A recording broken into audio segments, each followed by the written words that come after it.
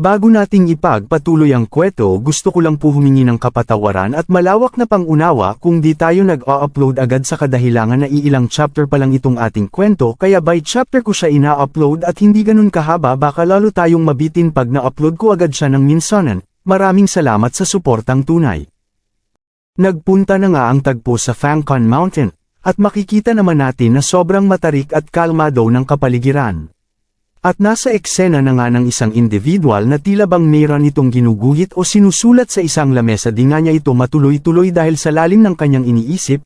Di pa nga pinapakita ang isa na naman bagong nilalang sa eksena na tila big may tumatawag sa kanya na sinasabi Master Ancestor Eka ng boses na tumatawag sa isang matandang mayroon mahabang balbas.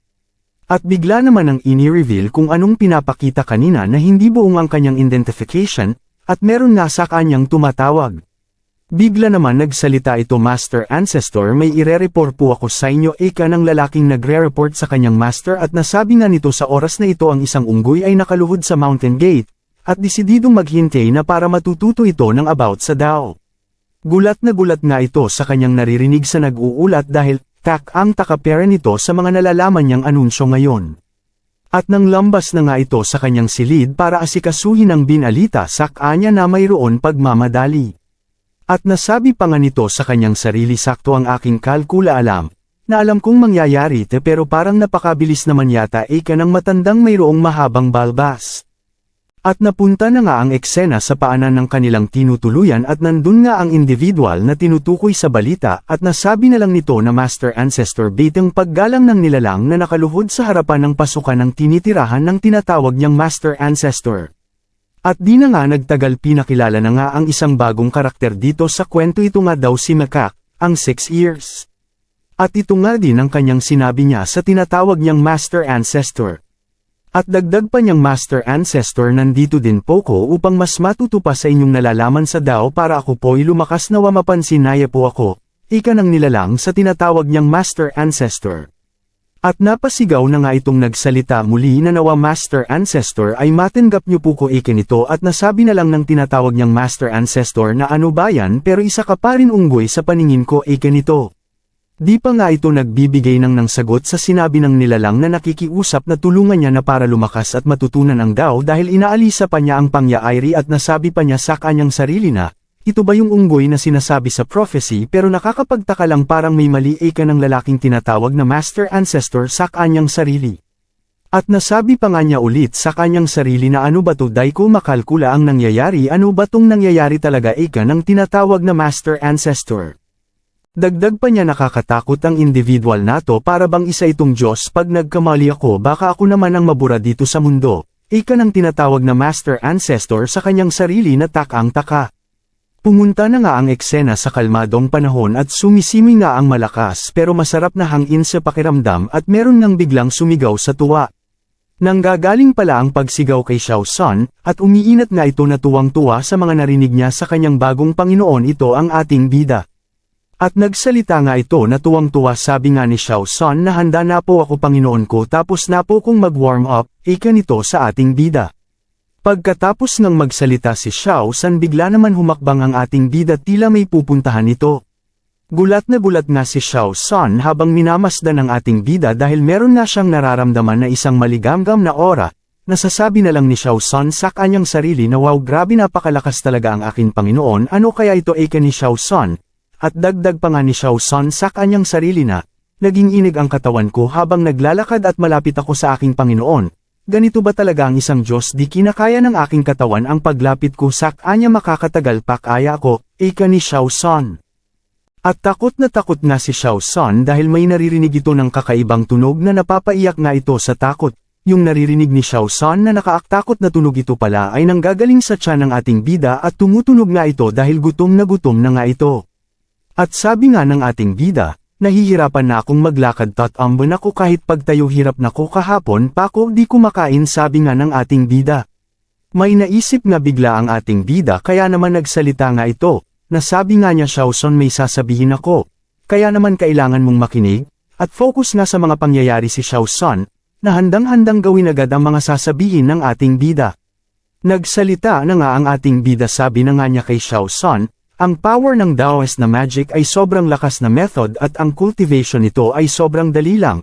At dagdag pa niyang kahit sinong Diyos at immortal ay walang exception ang natitite dapat may malakas na katawan at ito nga ay magiging walang kapantay na lakas sa araw-araw. Bigla naman di maintindihan ni Xiao San ang mga naririnig niya sa ating bida. Litong-lito nga ito at nagsalita pa nga, Panginoon, ano po ba ang kinalaman sa pagiging immortal sa ating katawan? Ika ni Xiao San sa ating bida. Nagsalita pa nga ang atiyang bida na sabi pa nga niya kay Xiao San, kapag mas healthier ang katawan mo mas hahaba din ang iyong buhay. Ito ay malaking pakinabang sa atin, ika ng ating bida kay Xiao San. At dagdag pa nga ating bida kay Xiao San, ang mga tao demonyo o immortal ay di magiging malakas kapag hindi mo ito napalakas. Ikaw parent ay mahina at hindi mo makokem para ang iyong katawan sa isang celestial beings. Di nga maabsorb ni Xiao San ng maayos ang mga sinasabi ng ating bida. Nasabi na lang nito ang pagpapalakas lang ng katawan ay kayang i-surpass ang kahit sino, pero panong nangyari yun, nalilito ako. At dagdag pa niya, pero may mga limits sa mga ito, pwedeng mamatay kasi di ba normal limits ay may kahulugan na sa life and death lang. Paano gulong-gulo parent nga si Xiao San sa mga naririnig nito. Nasabi pa nga ng ating bida kay Xiao San, naturally ang pagiging eternal immortal, mabubuhay ka ng matagal as long ang heavens at earth ay sumasaang ayon sa katawan mo, at itong pantang ito ang magiging immortality ay pangalawa lamang at makukuha mo na ang kahit ano, kahit pa ang mga bituin sa kalangitan at balikter ng mundo o ano payan sa isang hingahan mo lang. Wala nang ang ibang naiisip ang ating bida kundi sabihin ito dahil gutom na nga ito, at nasabi niya lang tabase sa mga nabasa nga niya sa mga web novel at napapanood nito. At napabuntong na nga ng hiniga ang ating bida at nabanggit pa nga nito na hanggang ngayon parent nga di mo parent ako maunawaan, at nasabi pa nga ng ating bida kay Xiao San na ito ang pinakamahalaga kaya unawain mo ito'y napakasimple lamang. Ika ng ating bida kay Xiao San na hirap paring unawain ang kanyang naririnig at nakatulala na lang ito sa ating bida.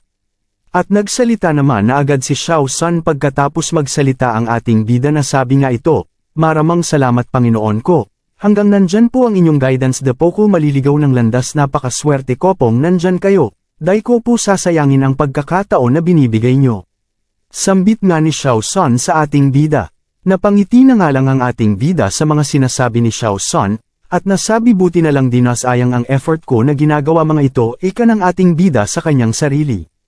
Lumipas na nga ang ilang araw at makikita natin ang isang matinding sikat na araw at tila meron tayong mapapansing boses na ay hirap na hirap ito. At mapapansin natin sa tagpo nato na tila hirap na hirap ang isang individual sa paglalakad pa lang ito dahil nagkakaroon ng pagbasag sa mga lupa habang ito ay naglalakas. Ito pala si Xiao San na bitbit ang isang napakalaking bato sa kanyang likuran, na makikita naman natin na hirap ito at talagang sinusunod niya ang sinabi ng ating bida na kailangan na lumakas ang ating mga katawan. Dagdag pa nga ni Xiao San na grabe daiko na kaya pang matagalan ng mga ito hirap na ko, na may malalim na paghinga, at makikita nga naman natin na todong hirap na nga ang mababatid sa kanyang pagmumukha. Na sabi na lang ni Xiao San na makakaya ko ito, pero ngayon kahit isang paghakbang hirap na ko daiko na yata maramdaman ang mga paa ko. Ano ba yan? Babagsak na yata ako. Pero dagdag pa nga ito, kailangan kong lumakas di lang ito para sa akin, ganito. At napasabi na nga sa sarili ulit si Xiao San na ano na yung ginawa ko kanina, ilang set ba ng pag-ikot ang gagawin ko sa isang araw? Patay tayo niya, nakalimutan ko nang magbilang, ayaw ko nang ulitin pa sa simula, mamamatay na ko sa bigat ng dinadala ko. Kailangan ko na bang ay hinto muna itong pagbubuhat ko sa malaking bato nato, ika ni Xiao San sa kanyang sarili. Bigla naman sa kasalukuyang handa na siyang sumuko, may naalala siyang sinabi ng ating bida kay Xiao San, ito nga ang kahit anong lakas mo di pa rin makukumapara ang sarili mo sa isang celestial mahina kaparing nilalang, at gulat na gulat nga ito kung kailan ito sisuko na doon pa niya ito naalala. Kaya naman imbes na huminto ito, biglang sinabi ni Xiao San sa kanyang sarili na Ama Panginoon ko, kapag hindi ko pinahusayan pa ang aking kasanayan at katawan, kahit kailan hindi ako papantay sa kanet anong malakas na nabubuhay dito sa mundo o maging isang buhay na alamat. Dagdag pa ni Xiao San sa kanyang sarili na di ako papatalo kahit anong hirap, iikot pa ako ng 10 ulit sa buong isla. Ganun naman pala ang ginagawang pagsisinay ni Xiao San sa pagbuhat niya ng malaking bato. Ito pala ay umiikot sa buong isla na bitbit nga ito, at di niya inaantala na meron ding ibang halimaw sa isla, basta tuloy nga ito sa kanyang ginagawa.